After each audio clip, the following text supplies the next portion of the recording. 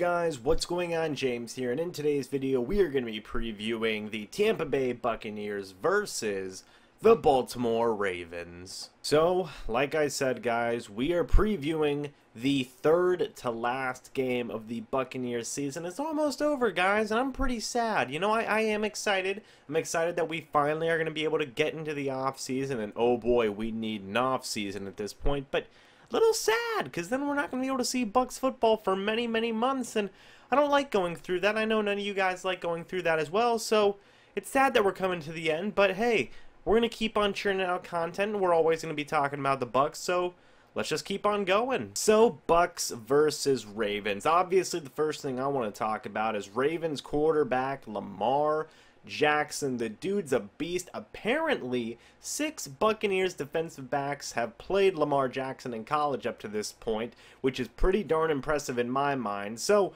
I'm sure the secondary definitely knows how to deal with Lamar Jackson. They've basically said that stopping him is a very, very hard thing to do, and I definitely agree with that. You know how I said how the Buccaneers never really handle scrambling quarterbacks that well? Well, Lamar Jackson is basically the pinnacle of scrambling quarterbacks at this point, besides, of course, Bills quarterback Josh Allen, but thank God we don't have to play him this year, otherwise he would absolutely destroy us. But a lot of people have said Lamar Jackson is the reincarnation of Michael Vick, minus the dog fighting, but I'm very worried about Lamar Jackson. He's got the nod to start over Joe Flacco, which a lot of people have been rumoring to go to the Buccaneers this offseason, which I think is absolutely weird and ridiculous and doesn't make a whole lot of sense, but the fact is that Lamar Jackson is a former #1 overall pick in this past recent draft, and he is now starting over a Super Bowl winning quarterback. Neither one of those things are nothing to sneeze at, and he is definitely a dual threat, not just with his arm, but with his legs as well, so he definitely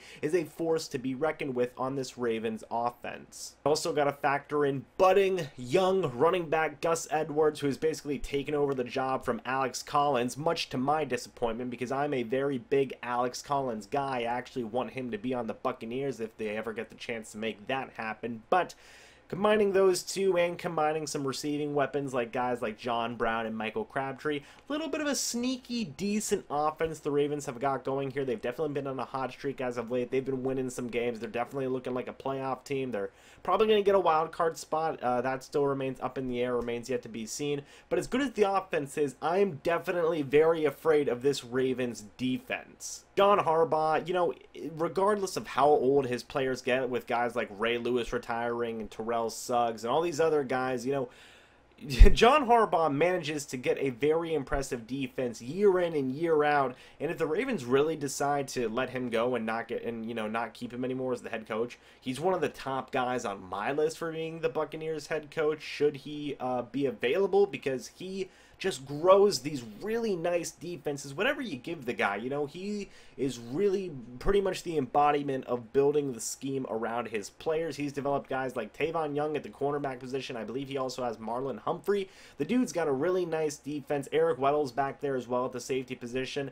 This is a defense to be reckoned with. Terrell Suggs is still tearing it up. You still also have the middle linebacker, whose name is escaping me right now, but you all know him as the middle linebacker. I'm sure if I remember it, I can put it into the video, but you know, it's good. C.J. Mosley. His name's C.J. Mosley. But, yeah, very good Ravens defense. It'll be very interesting to see how Jameis Winston does. He took the visor off last game, and, you know, visor Jameis is leagues better than non-visor Jameis. I don't know why he took it off. Maybe he was getting fogged up with all the rain and the, you know, the heat and whatnot. I could possibly see that fogging up his visor. So hopefully visor Jameis comes back. We can see more of that against this really tough Ravens defense. This is going to be a very tough test for Jameis, but it's not like he hasn't faced tough defenses before. He's been in the league 4 years now, so this is nothing really new. You know, it happens, obviously. It's not like you can avoid tough defenses, so Jameis definitely needs to be on his A game. Get Adam Humphries involved, get Cameron Brate involved, get Mike Evans a little bit more involved. He was contained last game pretty much besides a 35-yard catch, so I want to see Mike Evans get some more targets, definitely. I'm not saying force Mike Evans the ball, but get him more involved. Hopefully Chris Godwin has a better game, because last game he had hands of stone, as people were describing it. So really just get all that aerial attack going again like we've been doing. The Buccaneers are still high up there in the yardage marks in terms of the overall league. I think they're still #1. one. In points, you know, in points scored, they're around middle of the pack, so obviously you want to see more points scored. Hopefully Cairo Santos can make all of his kicks. But this Ravens defense is definitely going to be a very strong test for this Buccaneers offense. And I'm scared. I'm definitely scared about the offensive line because at this point they might be in danger of getting Jameis Winston hurt because he's taking so many hits. And that's another thing, too. That's definitely another thing is Ronald Jones and Alex Kappa need to play a lot in these last 3 games. They need to. For my sake, and I'm sure for all of your sakes as well, my theory of Dirk Cutter not liking Ronald Jones and Alex Kappa and basically refusing to play them seems to gain more ground and more steam literally every day. Literally every day. And I know I'm probably not the first person who's come up with this theory, but darn it, it is a theory that I subscribe to. I think that Dirk Cutter did not like the Ronald Jones and the Alex Kappa pick. He refuses to play those guys. He just said in a recent press conference with the media and whatnot that he is expecting to play Alex Kappa a little bit more. Didn't say anything about Ronald Jones, so whatever.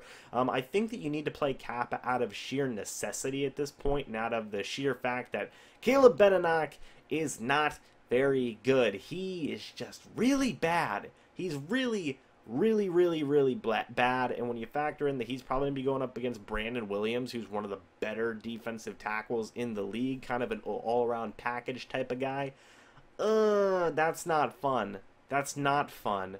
I worry for Caleb Benenoch, and I really want to see Kappa. And I know a lot of people have been saying Kappa's not good, da-da-da-da-da, he's just as bad as Caleb Benenoch, and I get that.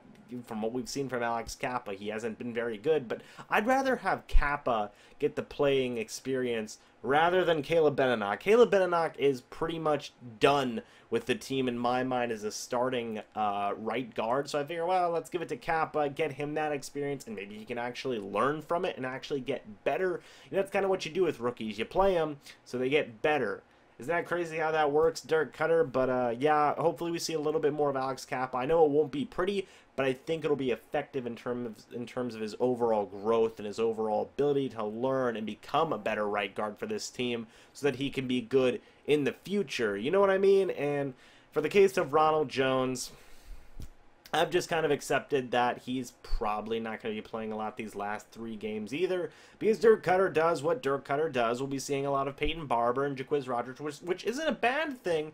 It's not a bad thing. Again, I like both of those guys, but geez, whenever you draft a running back in the 2nd round, at least give him some playing time, Dirk Cutter. Come on, the guy hasn't been playing in any of the games he's been active for.